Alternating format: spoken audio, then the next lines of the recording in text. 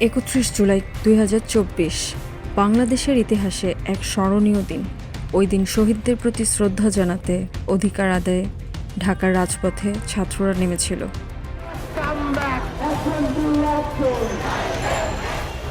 15 জুলাইয়ের নির্মম হত্যাকাণ্ডের পর ওই দিনটি ছিল তাদের শ্রদ্ধা, তাদের সংগ্রাম এবং তাদের অদম্য প্রতিশ্রুতি। তারা জানিয়ে দিয়েছিল তাদের সংগ্রাম শেষ হয়নি। ওই দিন ঢাকা শহর কেঁপে উঠেছিল।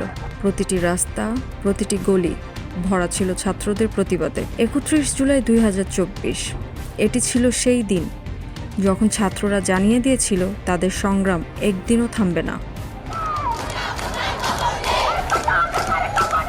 তাদের চোখে ছিল এক আগুন, এক অদম্য সাহস।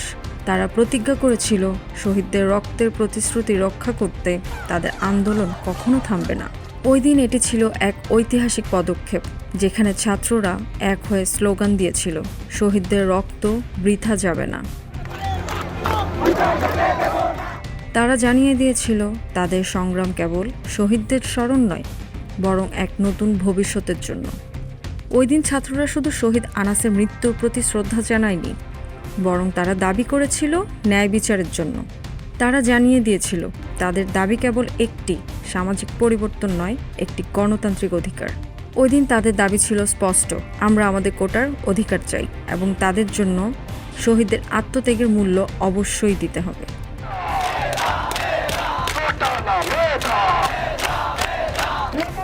বিশ্বের বিভিন্ন অংশে আন্তর্জাতিক মিডিয়া এবং মানবাধিকার সংস্থাগুলো ওই সহিংসতার নিন্দা জানিয়েছিল।